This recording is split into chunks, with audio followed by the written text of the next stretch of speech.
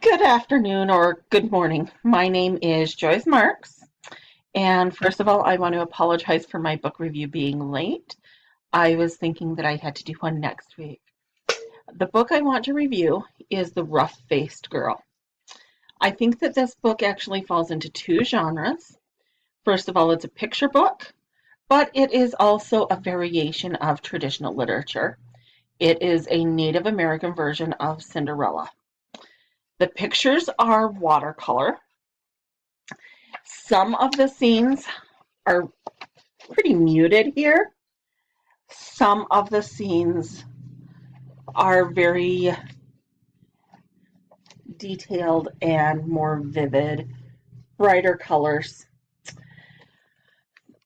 And this book tells a story of the great invisible being that no one can see except for his sister. And only a person who can see him can marry him. There, it works better on this side, I'm sorry. He lives in a huge teepee that has pictures of the sun and the moon and animals on it. And there is also a family in town that make their younger sister tend the fire. And so this shows the two sisters and their younger sister who has to tend the fire because of all the sparks and ashes and embers that fly off of the fire. Her skin is scarred and her hair is singed, and nobody in town thinks that she's beautiful. When talking about the invisible being and the younger sister in the beginning of the book, the pictures are more muted, they're darker colors. And then we have the picture of the older sisters. They have decided that they're going to go see the invisible being, so they ask their father for new beads and dresses and moccasins, and they're just looking beautiful. They've never seen the invisible being, but they're going to tell his sister that they can see him because they want to marry him.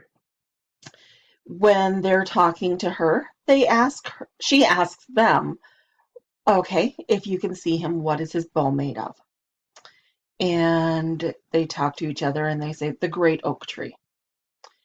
And this isn't true, but she gives them another chance and asks them, what is his sled runner made of? And once again, they don't know the right answer. But they ask her, stop asking us silly questions, just let us prove it. So she takes them into his teepee, has them sit against the far wall. They see a bow come in and get put down, but they don't see anything else. So they leave. They go home knowing that they didn't see the invisible being. They're not going to be able to marry him. However, we then have the younger sister, and everywhere she goes, she sees him. So she goes and asks her father, um, also the same father of the older sisters, and she asks him if she can have beads and a dress and moccasins. And he tells her he has nothing left but some broken shells. He has no dress, no money to buy a dress, and the only moccasins he has are his. So she makes a necklace out of the beads. She peels bark off of a birch tree and she makes a dress and a headpiece. She uses his moccasins and she goes to see the sister dressed like this. The sister doesn't look on what a person wears. She can see what's inside. And so when she's talking to the sister asks her if she's seen the invisible being. She says, yes, I see him everywhere I go. Okay, then what is his bow made of? His bow is made of the Great Rainbow.